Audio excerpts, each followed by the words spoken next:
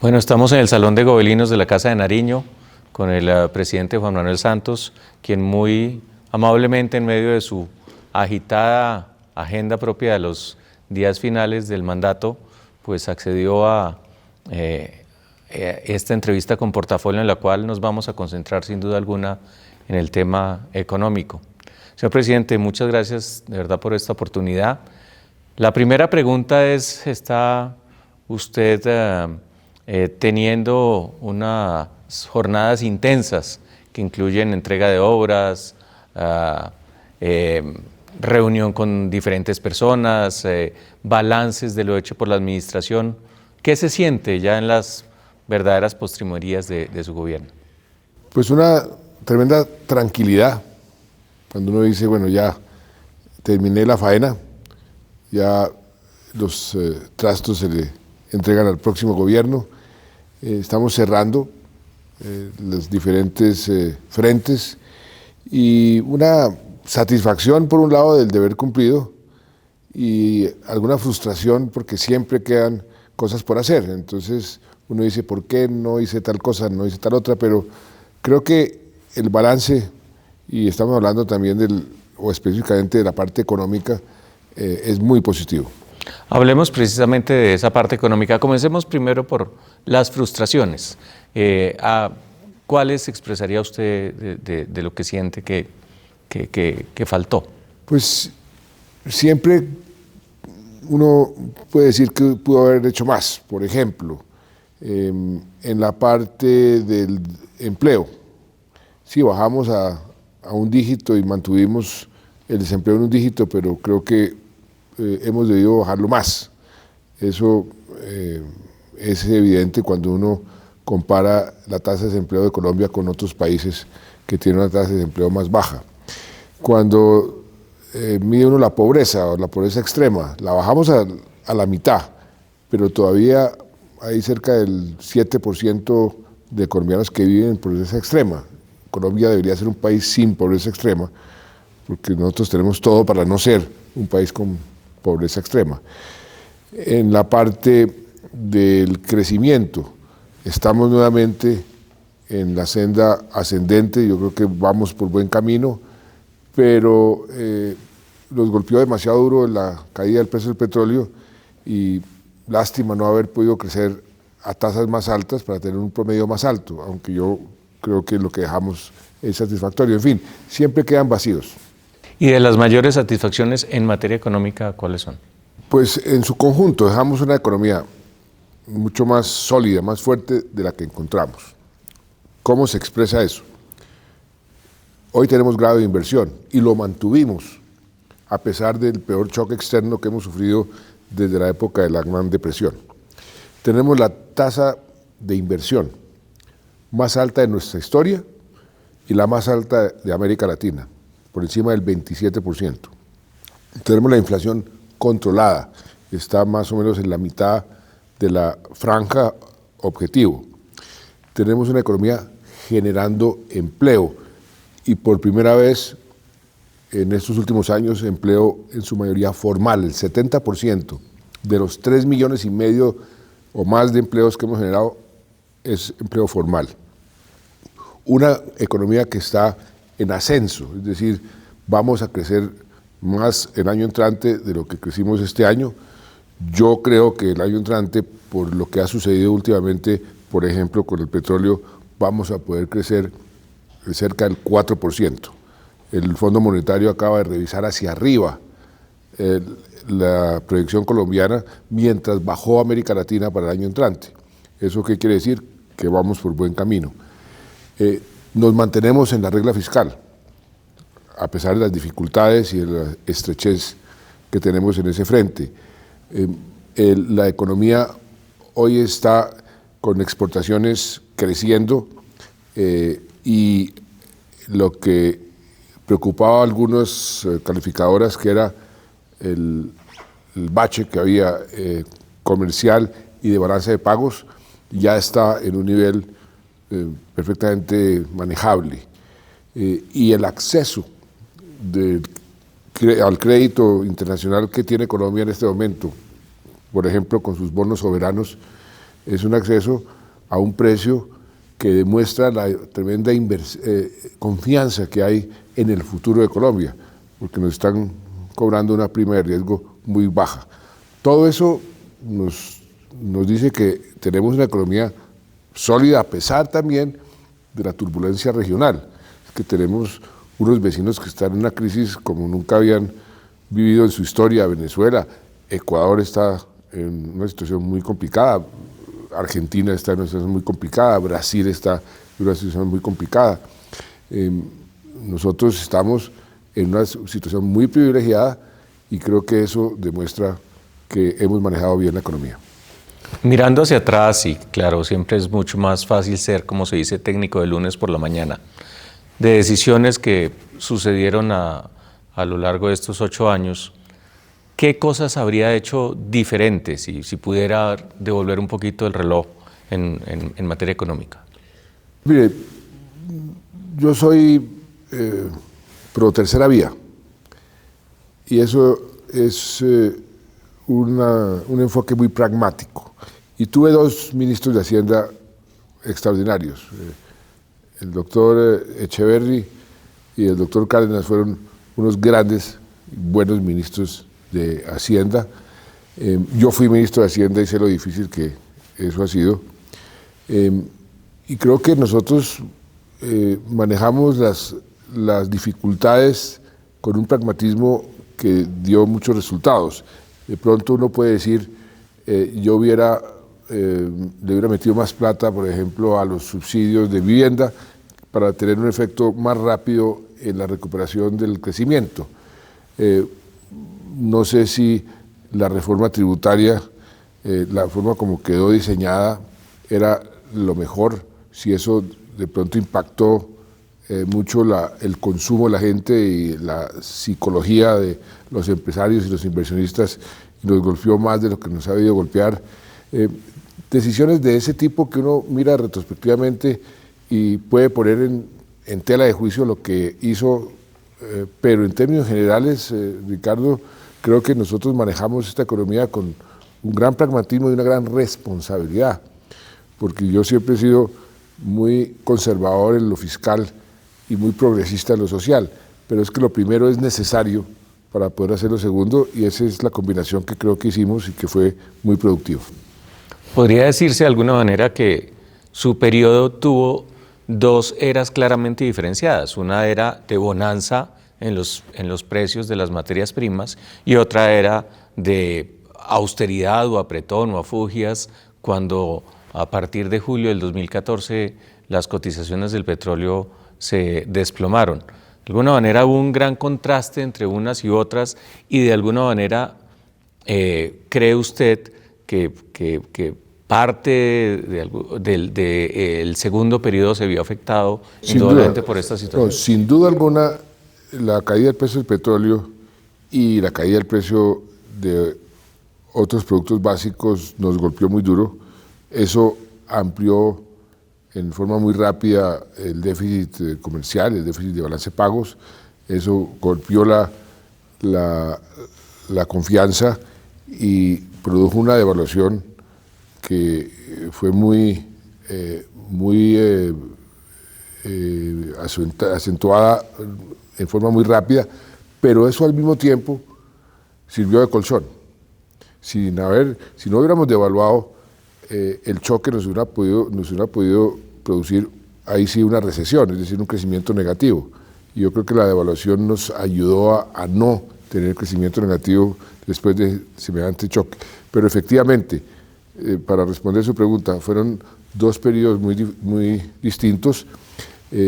Todo lo que invertimos en el primer periodo, por ejemplo, con la reforma de las regalías y todo lo que se hizo a lo largo y ancho del país, ahí están. Es que usted sabe cuántos proyectos hizo este gobierno, más de 38.000 proyectos, porque esa reforma de las regalías fue una reforma realmente importante, sobre todo para la equidad entre las regiones. El Gini del ingreso regional, que era uno de los peores, era creo que por encima de 0.8, bajó como 0.4 solamente con la reforma de regalías. Presidente, menciona usted el tema de las regalías, cuya reforma bajo su gobierno pues se hizo bajo una frase que acuñó Juan Carlos Echeverri de repartir la mermelada en toda la tostada. Por esas cosas del destino, el término mermelada acabó siendo asociado a prácticas venales. ¿Por qué no nos da su opinión sobre esta caracterización de la mermelada y cómo interpreta eso que de alguna manera casi que se ha vuelto un sello que se asocia a su gobierno? Pues mire, la oposición muy hábilmente satanizó la inversión regional y la llamó toda mermelada. Pero la verdad es que como este gobierno, ninguno ha hecho la inversión regional que nosotros hemos hecho. Y ahí están los resultados, ahí están los proyectos. Las regalías, como le decía, se repartieron por todos los municipios de Colombia, muchísimos municipios que nunca han recibido un peso, que comenzaron a recibir recursos, y lo que sucedió fue que satanizaron eso, por lo que Juan Carlos Echeverri trató de explicar el porqué de la reforma, y entonces todo se volvió mermelada. Cualquier inversión regional se vuelve mermelada. Y todos lo asociaron a que el Congreso, que apoyó el gobierno, la Unidad Nacional apoyó el gobierno, que todo era porque nos estábamos comprando el Congreso. Pues resulta que sí, efectivamente, las inversiones regionales tenían el apoyo de los congresistas, pero es que para eso los eligieron. En cualquier democracia de cualquier parte del mundo, los parlamentarios de las diferentes regiones van a pedir recursos e inversiones para sus regiones. Es la esencia misma del presupuesto, la esencia misma del Congreso, la esencia misma de las relaciones entre las regiones y los centros de poder. Entonces, pretender que eso no se puede hacer o no se debe hacer es un absurdo. Lo que sí es totalmente censurable es si esos recursos se los roban, si esos recursos los invierten mal. Y en eso hemos sido supremamente cuidadosos porque, por ejemplo, todas esas inversiones, gracias a la política anticorrupción que nosotros pusimos en marcha, todos los ciudadanos pueden vigilarlas desde el momento en que se adjudican hasta el momento en que se terminan. Ahí están todas esas inversiones a la vista de todo el mundo.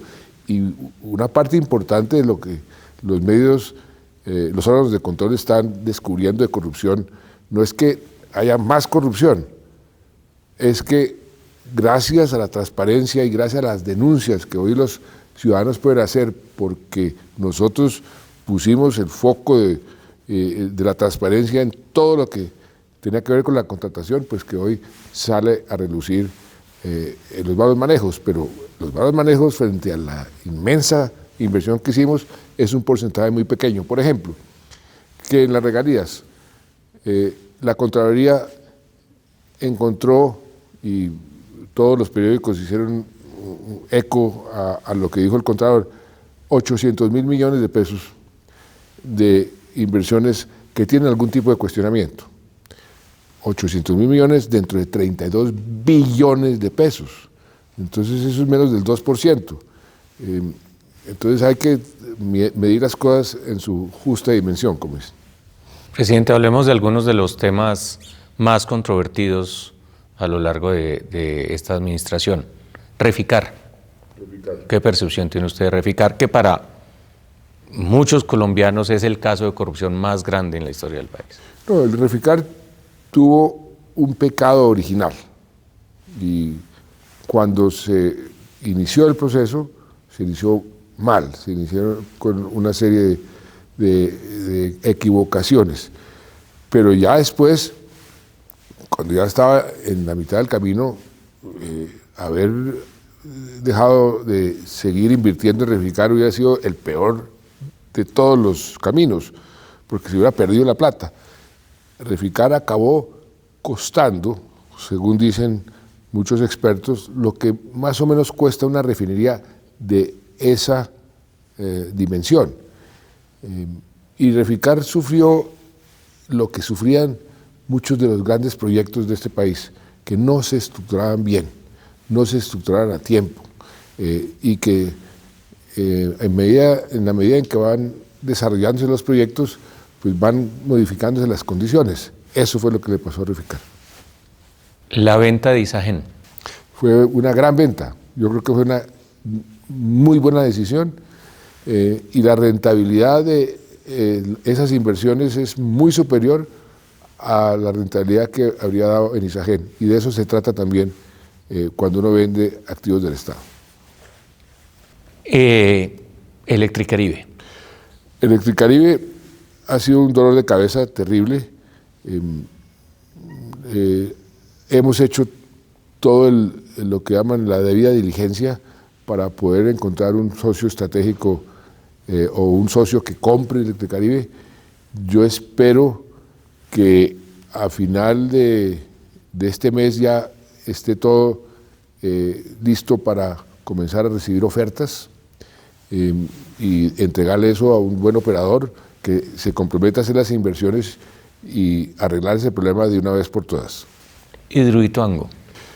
Hidroituango, me preocupa que el grado de riesgo, los riesgos importantes, no se ha podido disminuir más de lo que se disminuyó al comienzo, que en estas últimas semanas, como ha habido un relativo verano, es decir, el cauce del río ha bajado, hay una relativa calma, pero eso no quiere decir, según me dicen también los expertos, que el riesgo haya disminuido. Sigue siendo un riesgo alto y ahí tendrán que hacer una serie de acciones adicionales para disminuir ese riesgo. Los problemas con los cierres financieros de las concesiones de cuarta generación. Eso va marchando. Odebrecht sin duda generó ahí un remesón, pero eso ya está pasando.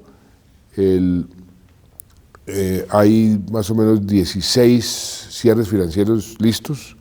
Yo creo que de aquí a final de año debe haber unos 3 o 4 más, y el resto se está avanzando. Aquí ha habido un problema que yo siempre he pensado, que nuestro sector financiero es demasiado pequeño, o por lo menos el sector financiero no ha sido lo suficientemente agresivo, el nuestro en proyectos como estos de la cuarta generación. Por eso nos tocó ser muy creativos. La Financiera de Desarrollo Nacional ha sido muy, muy importante para complementar lo que han debido hacer los bancos, y ahí va marchando. Yo creo que este es una inversión y un proyecto de semejante envergadura, porque es que es el proyecto más audaz y más ambicioso de cualquier país emergente en materia de infraestructura. Y no lo dice el gobierno, lo dice entidades como el AFC. O el remoquete, que este fue un gobierno derrochón. Pues eso se borra simplemente con coger el porcentaje del PIB en el gasto del Estado que había en el 2009 y el que hay hoy. El de hoy es menor. Con eso borra usted ese remoquete. El peligro de haber vuelto como gastos corrientes o aumentado los gastos corrientes con base en ingresos extraordinarios, que de alguna manera genera esa tensión fiscal. ¿Cómo cuáles? Se refirió. No sé, por ejemplo, programas sociales que se vuelven obviamente difíciles de desmontar, pero que de alguna manera son el resultado de las épocas de auge en los ingresos. Pero nosotros, en la medida de lo posible, sí hicimos un esfuerzo para que las inversiones sean inversiones que no tuviesen que replicarse eternamente. O sea, lo que se invirtió, que estaba en ahorro, porque ese era el dilema, entre ahorro o inversión. Dejamos ahorrados al próximo gobierno 11.5 billones de pesos solamente en materia de regalías. Y lo que se invirtió fueron inversiones que tienen una altísima rentabilidad hacia el futuro, pero que no tienen el compromiso de un gasto permanente. Tal vez usted se puede referir a el aumento del pie de fuerza de la policía. Ese es un gasto que efectivamente tiene que financiarse año tras año, pero en términos generales nosotros fuimos muy cuidadosos en eso. ¿Cuál es su opinión sobre el peso de la economía ilegal en Colombia? Porque también existe la aseveración por parte de algunas personas en el sentido de que este aumento en los cultivos ilícitos de alguna manera es lo que genera una mayor entrada de divisas y tiene que ver incluso con el precio del dólar en el mercado cambiario. ¿Cuál es? No, eso es un sofisma, y le voy a decir por qué. Si usted hace el cálculo de las hectáreas y los traduce a toneladas de coca, y al mismo tiempo hace el cálculo de cuántas toneladas de coca hemos incautado, que han sido cifras récord, va a descubrir que la oferta neta de droga de Colombia, en lugar de haber aumentado, ha disminuido frente a la década pasada. Entonces ahí se cae el argumento de que eso es lo que ha generado una avalancha de dólares ilegales. El clima internacional se ha deteriorado, sobre todo por cuenta de esta guerra comercial que parece seguir avanzando. Ese coletazo no necesariamente le ha pegado a la economía todavía, pero pues es una gran nube en el horizonte con miras al futuro. ¿Cuál es su impresión de lo que está sucediendo, de lo que debería ser Colombia? Me preocupa mucho, porque lo que está sucediendo es que el presidente Trump está despedazando el orden económico mundial. Todo lo que se ha construido con mucha dificultad, entidades o instituciones como la Organización Mundial de Comercio, ese tipo de instancias que en cierta forma obligan a los países a tener un determinado comportamiento, eso se está debilitando. Y la ley de la selva nunca es la mejor ley para un mundo que quiere tener una economía sana y creciendo. Nosotros, afortunadamente, como usted bien dice, no hemos sido golpeados por ahora en esa guerra comercial que hasta ahora está comenzando, que no sabemos es dónde puede terminar. Y en cierta forma nos estamos cubriendo con iniciativas como la de la Alianza del Pacífico, para ahí ir generando y encontrando un orden económico y un orden comercial que nos proteja de cualquier tempestad o situación impredecible en materia de comercio mundial. En el plano internacional también es necesario mencionar a Venezuela, no solo por el hecho de la tragedia humanitaria que sucede en ese país, sino por el impacto directamente sobre Colombia. ¿Cuál es su percepción sobre la inmigración venezolana y los costos o eventuales beneficios que puede tener sobre la economía colombiana? Nosotros hemos sido muy conscientes de los costos que esto tiene. Lo analizamos en casi todos los gabinetes que hemos tenido.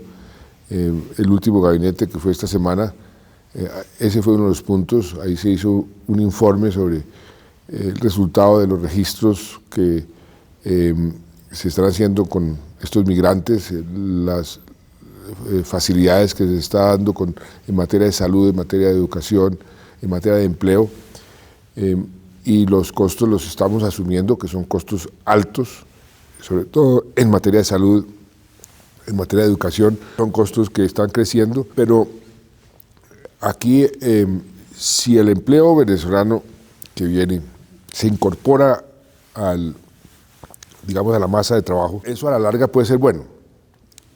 Y lo otro que puede ser muy bueno es que cuando haya cambio de régimen, Colombia se va a beneficiar enormemente. Mire, Venezuela sin duda es un costo y un costo que va creciendo. Eso lo analizamos en todos los gabinetes, o sea, todas las semanas vamos haciéndole un seguimiento, cómo estamos en materia de salud, cómo estamos en materia de educación, qué está pasando en materia de empleo, qué zonas están siendo afectadas, Y pues la política que hemos adoptado, el gobierno ya como política general es ser generosos con los venezolanos. Los migrantes los estamos atendiendo, los estamos recibiendo, pero sin duda esto es un efecto muy negativo desde el punto de vista del costo fiscal y económico. Ahora bien, la parte del empleo. Si el empleo se incorpora a la masa de trabajadores en una forma ordenada, eso puede ser productivo para Colombia, puede ser positivo a la larga. Y lo que puede ser mucho más positivo es que cuando haya cambio de régimen y tenga la seguridad de que va a haber cambio y no se va a demorar mucho, porque un país con 1% de inflación no resiste mucho tiempo. Colombia va a tener unas oportunidades enormes, porque Venezuela es un país rico, tiene las mayores reservas de petróleo del mundo entero, su recuperación puede ser rápida y nosotros vamos a estar en la primera línea de esa recuperación, vendiéndoles todo lo que van a necesitar, invirtiendo muchísimo en todo lo que hay que rehacer, y la bonanza para Colombia de ese momento de recuperación venezolana va a ser enorme. Presidente, de vuelta al frente interno, uno de los temas que a usted le correspondió manejar fue una creciente agitación social. Por un lado, el manejo de esa situación da para pensar que esa va a ser una constante en la vida futura colombiana. Y por el otro lado, llevó a que claramente la opinión haya tomado posiciones mucho más críticas, por ejemplo, de la industria extractiva. ¿Cómo analiza usted el tema? Pues mire, nosotros mantuvimos bastante apagado el incendio de la agitación social. Sí, tuvimos muchos episodios que los manejamos a través de un diálogo, de unos procedimientos. Todas las semanas teníamos reuniones de un comité que se creó para analizar la situación social del país. Tenían un sistema de alertas tempranas para ir a apagar los incendios antes de que los incendios aparecieran.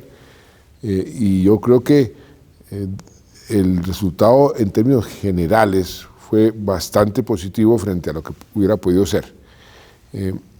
Inclusive Naciones Unidas nos felicitó en el sentido de los procedimientos que utilizamos para precisamente manejar el diálogo social.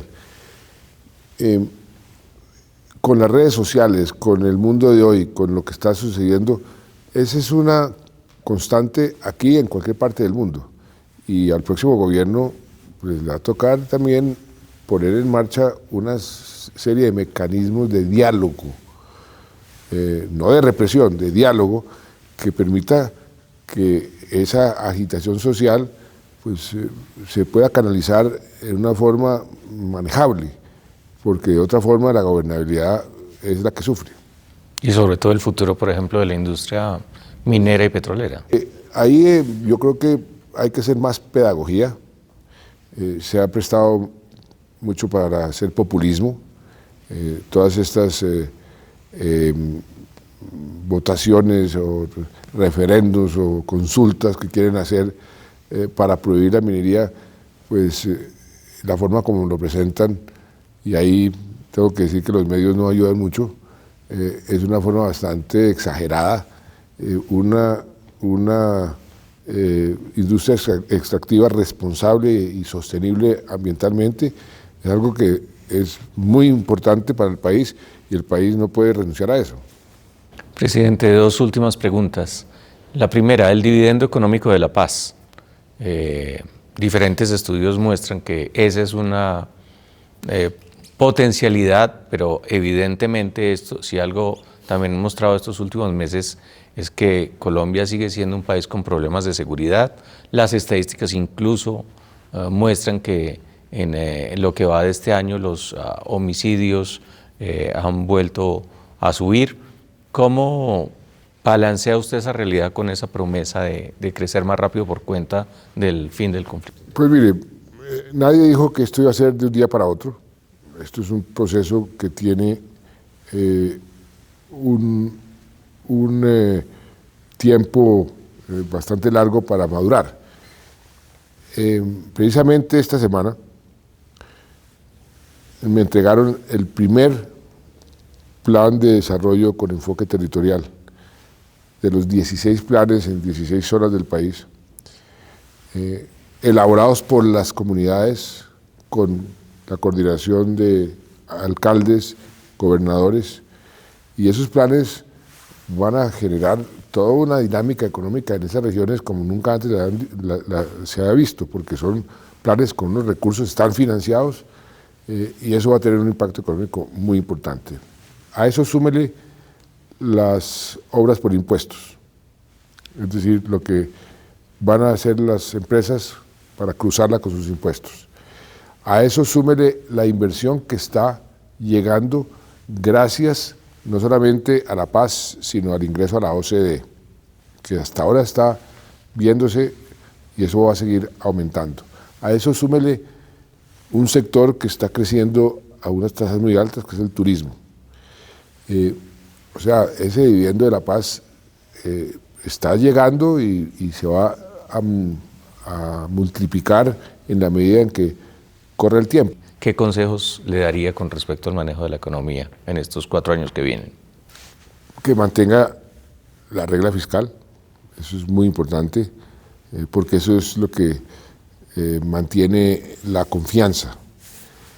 Que mucho cuidado con bajar impuestos si no tiene el reemplazo en cuanto a recursos, porque la situación fiscal no es boyante, es manejable pero no es boyante. Entonces uno a veces dice, es que yo bajo los impuestos porque eso va a producir crecimiento y me va a generar más recursos. La famosa teoría del señor presidente Reagan. Pues esto en Colombia no es tan así por la informalidad. Entonces hay que tener mucho cuidado, pero me gustó mucho lo que él me dijo. Voy a continuar los programas que están funcionando. Voy a corregir los que no están funcionando, me parece lógico. Y yo voy a tener algunos programas míos, que también me parece lógico, todo presidente quiere tener sus propios programas. Y no voy a gobernar con espejo retrovisor. Si hace eso y maneja la economía con responsabilidad fiscal, creo que le va a ir muy bien. Señor presidente, muchísimas gracias por estos minutos. Muy amable. A usted gracias.